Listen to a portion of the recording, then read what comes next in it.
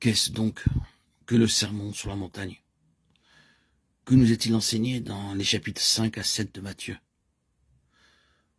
Nous ne pouvons être satisfaits que par ce qui est en accord avec la vie que Dieu a déposée en nous.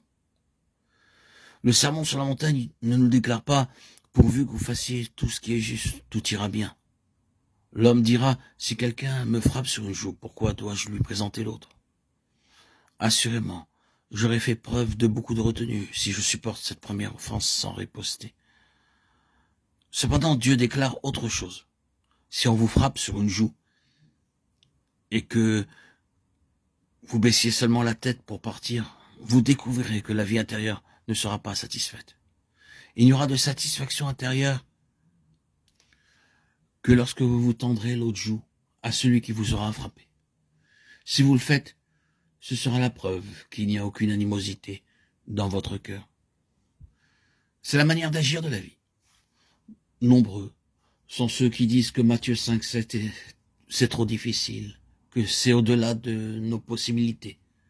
Je reconnais qu'il en est ainsi. C'est une impossibilité. Mais voici la question.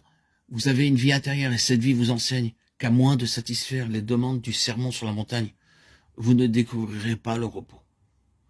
Tout cela peut se résumer en quelques mots. Marchons-nous sous l'autorité de la vie ou selon le principe du bien et du mal? Parfois un frère se conduit très mal. Vous avez le sentiment qu'il faudrait le reprendre et l'exhorter sérieusement.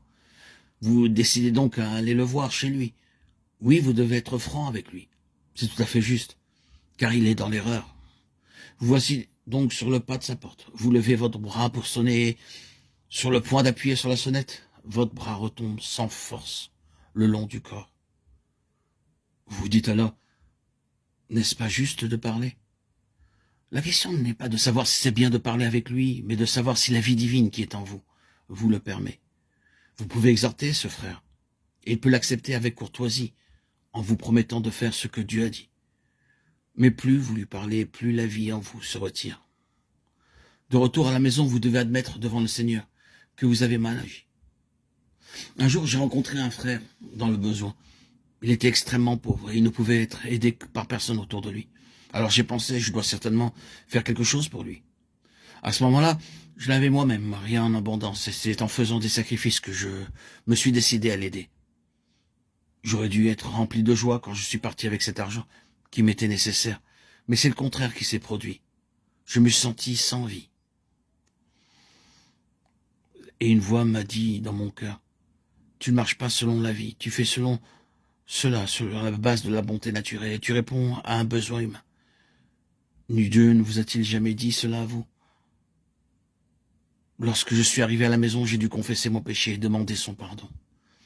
Frères et sœurs, permettez-moi de redire que toute notre conduite doit être déterminée, non par le bien et le mal, mais par la vie intérieure. Si vous agissez en dehors des attentes de cette vie, même si ce que vous faites est bon, vous ferez face à la désapprobation divine. Nous devons faire la différence entre la vie et la mort. Si ce que je fais sape ma vie intérieure, même si l'action peut être qualifiée de bonne, je dois reconnaître mon péché devant Dieu et chercher son pardon. Dans 1 Corinthiens 4,4, Paul dit « Car je ne me sens coupable de rien, mais ce n'est pas pour cela que je suis justifié. Celui qui me juge, c'est le Seigneur. » Il est facile de faire la distinction entre le bien et le mal, mais Paul ne fut pas gouverné par ce principe. Même quand il n'avait pas conscience d'avoir mal agi, il n'osait pas affirmer qu'il était sans reproche. Il reconnaissait que le Seigneur était son juge. Un jour, nous comparaîtrons devant le tribunal de Christ pour être jugés. Mais maintenant, c'est sa vie qui est en nous et qui juge nos voies. Paul a déclaré dans 1 Corinthiens 5,7, « Nous marchons par la foi et non par la vue. » Nous ne devons pas prendre des décisions sur la base d'un standard légal extérieur, mais sur la base d'une vie intérieure. C'est une réalité. Que le Seigneur Jésus demeure dans le croyant et qu'il exprime sans cesse en nous ce qu'il est. C'est pourquoi nous devons être très sensibles à sa vie et apprendre ce que nous enseigne cette vie. Il y aura un grand changement dans nos vies, le jour où nous ne serons plus gouvernés par le principe du bien et du mal, mais uniquement par le principe de la vie.